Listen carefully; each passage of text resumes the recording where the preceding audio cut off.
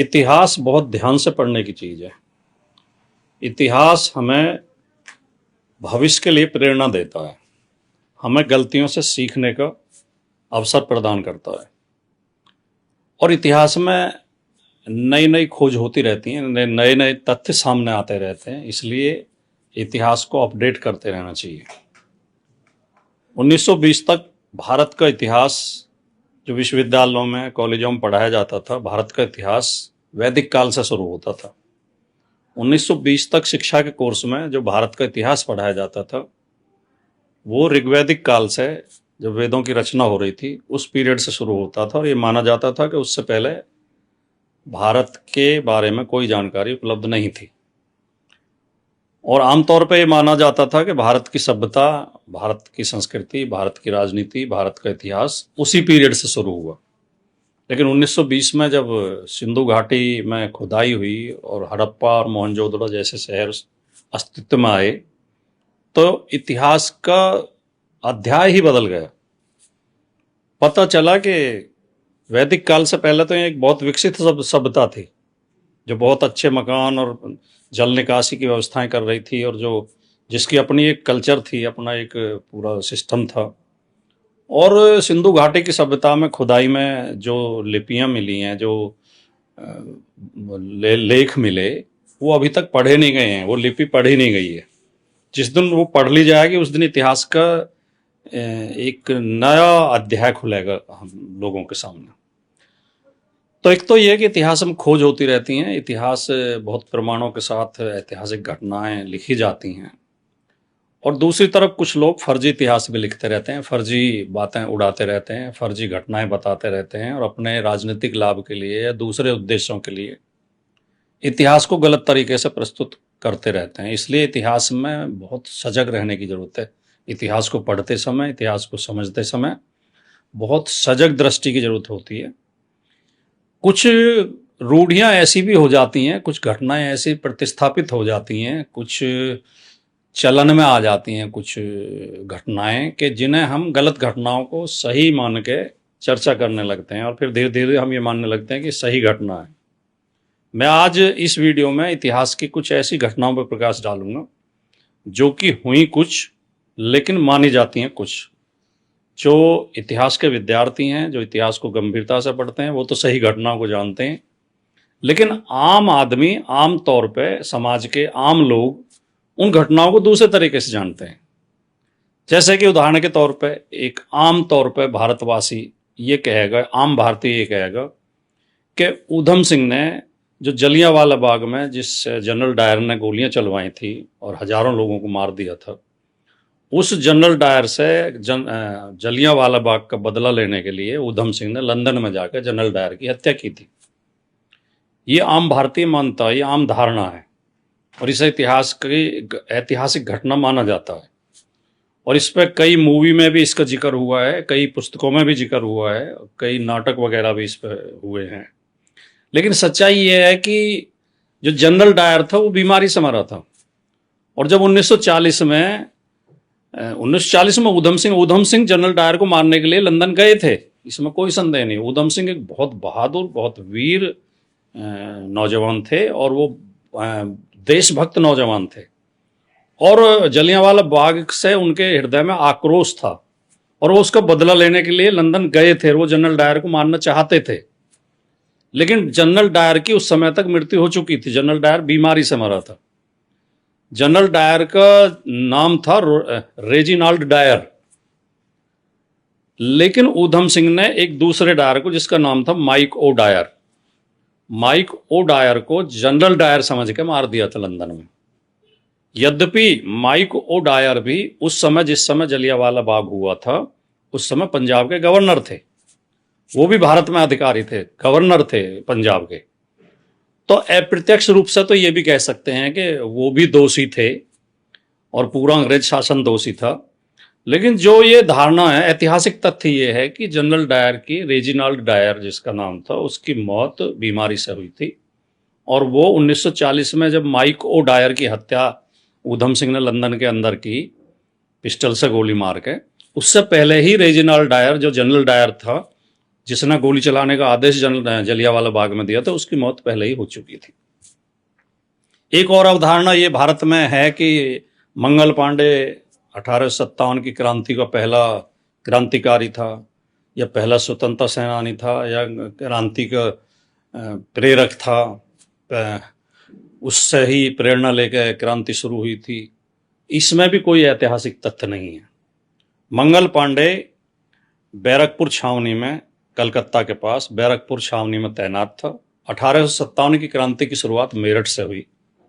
मेरठ में कुछ बागी सैनिक उस क्रांति का कि उन्होंने उसका नेतृत्व किया, बागी सैनिकों ने, और कोतवाल धन सिंह गुर्जर ने उनका नेतृत्व किया। जो कोतवाल थे अंग्रेजों की पुलिस के, उन्होंने जेल तोड़ी, जेल से कैदियों को निकाला, कुछ सैनिक उनके साथ मिले, फिर गांव के किसान आ गए, और मेरठ से, और फिर उधर बुलंदशहर से, और इधर मुरादाबाद की तरफ से ग्रामीण लोग, ज़्यादातर उनमें ग्रामीण थे, किसान थे, वो दिल्ली पे उन्होंने चढ़ाई की। गाजियाबाद में हिंडन नदी पे अंग्रेजों की फौज से, उन अंग्रेजों की सेना से उनकी लड़ाई हुई, उन्होंने अंग्रेजों की सेना को हराया। वहाँ पे बहुत सारे क्रांतिकारी शहीद हुए, और वो दिल्ली पहुंच गए, और लाल किले में जाके उन्होंने बहादुर शाह जफर को गद्दी पे बैठा दिया और अंग्रेजों को दिल्ली से बाहर भगा दिया। अंग्रेज भाग गए और दिल्ली पे क्रांतिकारियों का कब्जा हो गया। ये शुरुआत हुई 1857 में 10 मई को मेरठ से। मंगल पांडे को बैरकपुर छावनी में कलकत्ता के पास 8 अप्रैल 1857 को फांसी दी जा चुकी थी। और मंगल पांडे का जो मुकदमा है, जो कोर्ट में मुकदमा चला, और मंगल पांडे से संबंधित जो ऐतिहासिक दस्तावेज हैं, किसी दस्तावेज में क्रांति का कोई जिक्र तक नहीं। मंगल पांडे कहीं क्रांति की गतिविधियों में सम्मिलित रहा हो, क्रांतिकारियों की किसी मीटिंग में सम्मिलित हुआ हो, या मंगल पांडे ने क्रांति की कोई योजना बनाई हो, ऐसा कोई ऐतिहासिक दस्तावेजी सबूत नहीं है। मंगल पांडे का पूरा मुकदमा यह है कि वो रात के समय राइफल लेके बैरक से बाहर जा रहा था। उधर से एक अंग्रेज अफसर आ रहा था, अंग्रेज अफसर ने उसे टोका, उसने गोली चला दी। इस बात पर मंगल पांडे को पकड़ के कोर्ट मार्शल किया गया और उसे फांसी की सजा दी गई और फांसी पर लटका दिया गया। मंगल पांडे का जो मेडिकल जांच हुई उस समय गिरफ्तार होने के बाद, तो उसमें रिपोर्ट में पाया गया कि वो अफीम और भांग के नशे में था।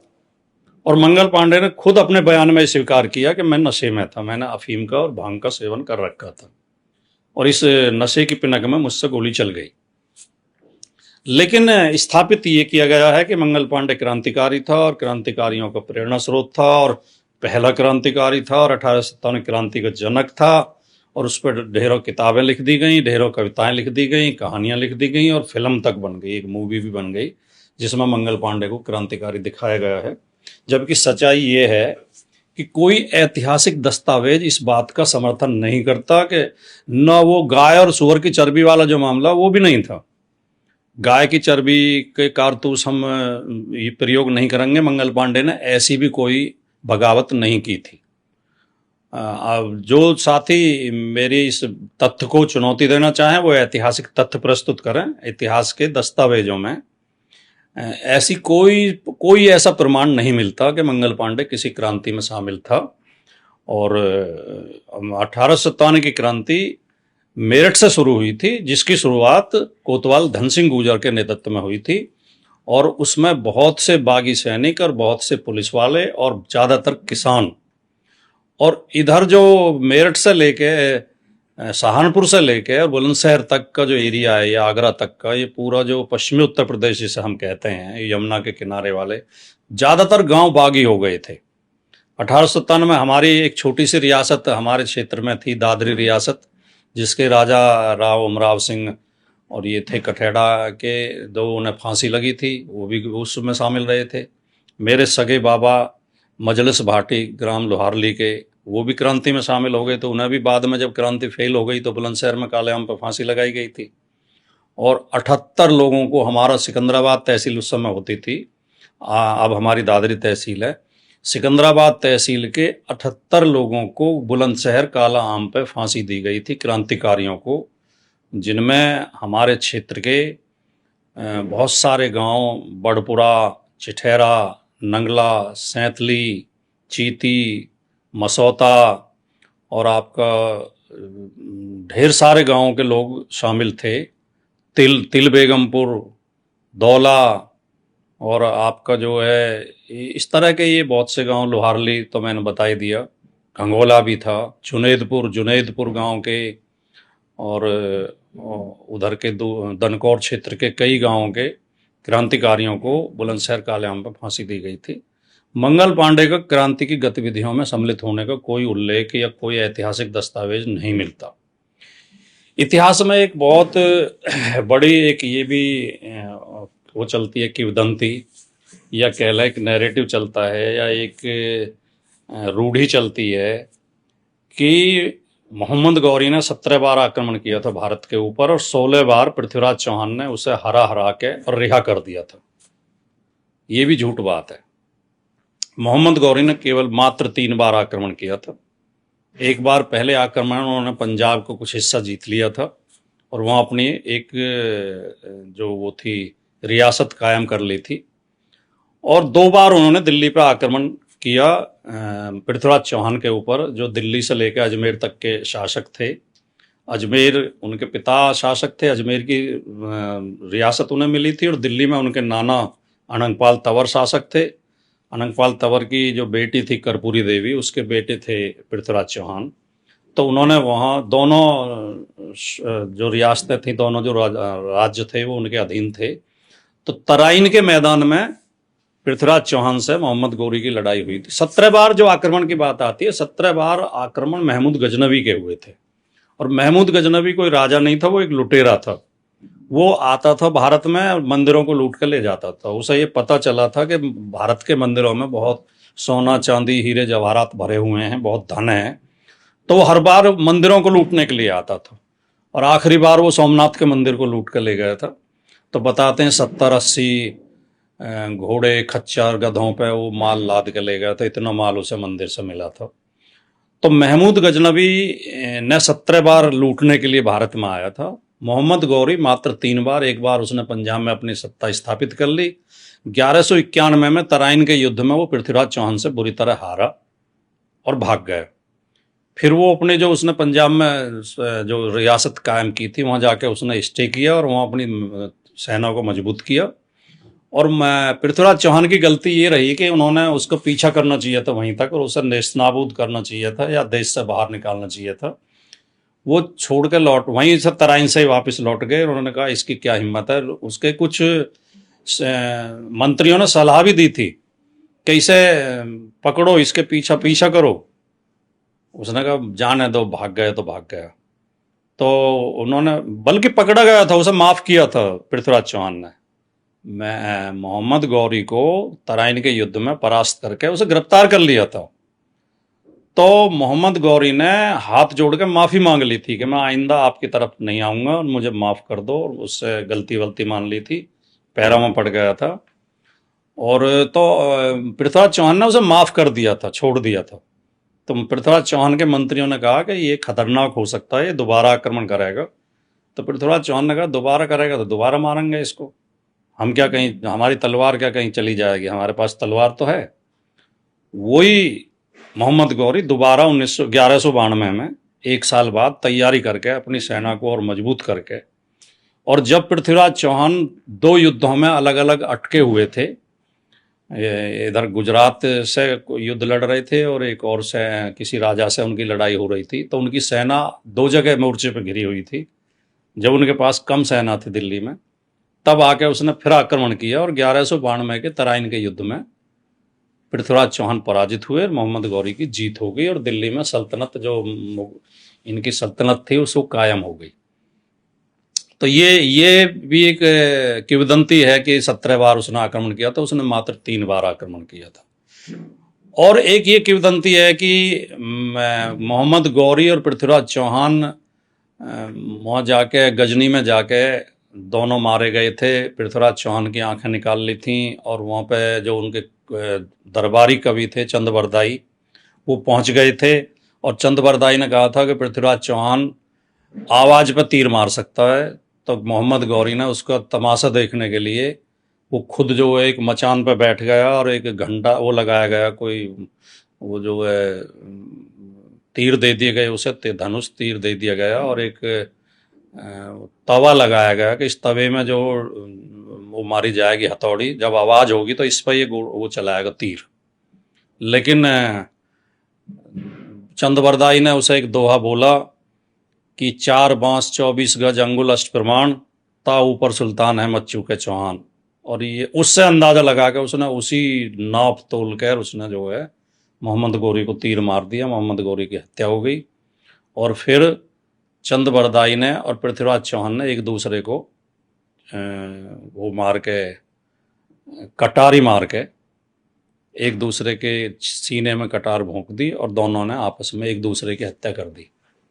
लेकिन सवाल ये है कि वो ये खुद चंदबरदाई लिख रहा है ये पृथ्वीराज रासों में। चंदबरदाई ये कह रहा है कि मैं गया था वहाँ और मैंने ये कहा था और उसने उसे मार दिया और फिर हमने एक दूसरे को मार दिया। जब एक दूसरे को मार दिया तो तुम लिख कैसे रहे हो भैया? और इतिहासकार इस बात को सही नहीं मानते। आम आदमी सब मानते हैं इस बात को कि गजनी में पृथ्वीराज चौहान ने चंदबरदाई के दोहा पे तीर चलाया था और मोहम्मद गौरी की हत्या कर दी थी। और फिर चंदबरदाई ने और पृथ्वीराज चौहान ने एक दूसरे को मार दिया था, शहीद हो गए थे। ये आम आदमी सब मानते हैं और इस पर बहुत किताबें लिखी गई हैं, बहुत फिल्मों में दिखाया गया है, बहुत गीत लिखे गए हैं, कविताएं लिखी गई हैं।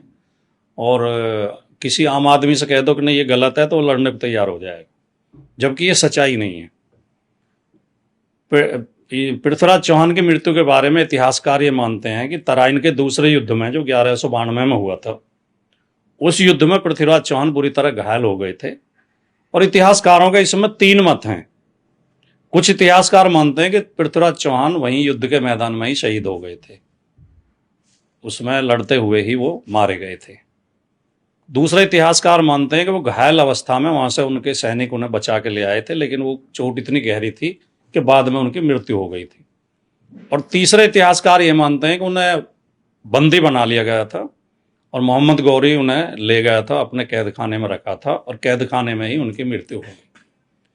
लेकिन तीर चलाया था उसने और आवाज पे वो तीर मारा था और मोहम्मद गौरी की हत्या की थी। और फिर पृथ्वीराज चौहान ने और चंदबरदाई ने एक दूसरे की हत्या कर दी थी। इसको कोई इतिहासकार सही नहीं मानता।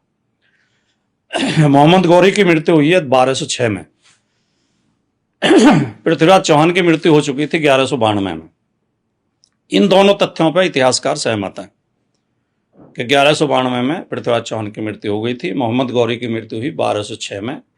और मोहम्मद गौरी जब दिल्ली से और गजनी के लिए जा रहे थे तो पंजाब में जो खोकर जनजाति होती है, या गख्खर भी कहते हैं उन्हें, खोकर जनजाति या गख्खर जनजाति, जो अंग्रेजों ने अपराधी जाति घोषित कर दी थी बाद में, उन्होंने उसके ऊपर हमला किया था, उसके काफिले पे लूटपाट के इरादे से। और उस हमले में मोहम्मद गौरी मारे गए थे, ये सारे इतिहासकार मानते हैं। तो ये तथ्य गलत है कि मोहम्मद गौरी को पृथ्वीराज चौहान ने मारा था, तीर मारा था, या वहाँ पृथ्वीराज चौहान ने और चंदबरदाई ने एक दूसरे को छुरा मार के उनकी हत्या कर दी थी, कटार मार के। आमतौर पे आपने एक बात और सुनी होगी, खासतौर से भारतीय जनता पार्टी और आरएसएस के लोग मुगलों के खिलाफ बहुत बोलते हैं और मुगलों के खिलाफ लोगों को बहुत भड़काते हैं। और बार बार वो आपने देखा होगा कि मुगल मुगल मुगल मुगल। इसमें कारण क्या है कि ये मानते हैं और आम धारणा भी बना रखी है उन्होंने ये कि मुगलों ने ही मुस्लिम शासन की स्थापना की भारत में। भारत में हिंदुओं के शासन को खत्म किया मुगलों ने हिंदुओं को हराया आके। और इसलिए वो मुगल ज़्यादा चिल्लाते हैं और मुगलों से उन्हें जो है ज़्यादा चिढ़ है और ज़्यादा नफरत है और मुगलों के खिलाफ ज़्यादा बोलते हैं। जबकि ऐतिहासिक तथ्य अगर हम, ये तो आम तथ्य है, ये तो कोई जो थोड़ा भी इतिहास जिन्होंने पढ़ा है वो ये जानते हैं कि मुगल भारत में आए 1526 में। तो 1526 में जब मुगल आए थे तो 1526 में ही मुसलमानों का शासन थोड़ी स्थापित हुआ। मुगलों की लड़ाई किससे हुई? बाबर जब 1526 में सेना लेकर भारत आया तो दिल्ली पे किसका शासन था? दिल्ली पे तो लोधी वंश का शासन था। इब्राहिम लोधी की से लड़ाई हुई उनकी तो जो पानीपत के मैदान में, तो उन्होंने किसी हिंदू से सत्ता छीनी नहीं, बल्कि बाबर की मदद तो राणा सांगा ने की थी इब्राहिम लोधी के खिलाफ। तो ये एक तथ्य है। फिर लोधी वंश का लगभग 75 साल पहले से शासन था दिल्ली में। मुगलों के आने से 75 साल पहले से लोधी वंश का शासन था। लोधी वंश ने तुगलक वंश से सत्ता छीनी थी, वो भी मुसलमान थे। 130 साल तक तुगलक वंश ने शासन किया दिल्ली पे। तुगलक वंश का राज्य था। तुगलकों से पहले खिलजी वंश का राज्य था। 90 साल खिलजियों ने राज किया। खिलजी से पहले कुतुबुद्दीन ऐबक का शासन था। 23 साल लगभग उसने शासन किया है। तो लगभग 1120 में ये जो सल्तनत कायम हो गई मुसलमानों की, तो 1120 के बाद 1526 तक तो लगभग 400 साल बाद मुगल आए हैं। और मुगल तो फिर यहीं बस गए, और वो अंग्रेजों की तरह धन लूट लूट के तो बाहर ले नहीं गए। ज़्यादा खतरनाक शासन तो अंग्रेजों का था। वो हमारे बहुत बड़े कवि हुए हैं, नाटककार हुए हैं, भारतेंदु हरिश्चंद्र, और बड़े देशभक्त पूर्ण उनके वो हैं, रचनाएं हैं। उन्होंने लिखा कि अंग्रेज राज सुख साज सजे सब भारी, पे धन विदेश चल जाती है अति ख्वारी। धन विदेश जा रहा था, ये ज़्यादा चिंता की बात थी। तो ये जो इतिहास के कुछ तथ्य हैं, इन्हें अगर हम इतिहास को ठीक से पढ़ें और ठीक से समझें तो हम इन अफवाहों से बच सकते हैं। ये जो गलत नैरेटिव बना रखे हैं और गलत रूढ़ियाँ बना रखी हैं, ये इतिहास इन्हें सिद्ध नहीं करता। इसलिए मैंने कुछ घटनाओं पर प्रकाश डाला कि सही इतिहास की जानकारी देश के नागरिकों को होनी चाहिए। हमारे चैनल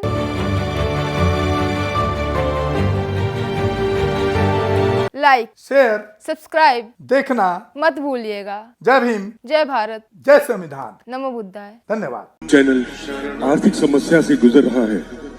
अगर आप बहुजन समाज में बाबा साहेब अम्बेडकर और तथागत बुद्ध की विचारधारा को अधिक से अधिक लोगों तक पहुंचाना चाहते हैं तो हमें आर्थिक सहयोग प्रदान करें, ताकि हम अपने चैनल के माध्यम से देश विदेश में समता, बंधुता, एकता और संवैधानिक अधिकारों को ज्यादा से ज्यादा लोगों तक पहुंचा सकें।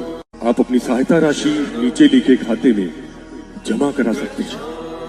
खाता धारक गौतम रत्ना, खाता संख्या 316957686551, IFSC कोड SBIN 0060336, बैंक भारतीय स्टेट बैंक। आप हमारे बैंक खाते का विवरण स्क्रीन पर भी देख सकते हैं। मैं गौतम रत्ना गौतम फिल्म्स प्रोडक्शन में आपका स्वागत करता हूं। आप हमारे प्रोडक्शन हाउस के अंदर अपना कैरियर बना सकते हैं as a film director, as a producer and actor and actress and editor and cinematographer also.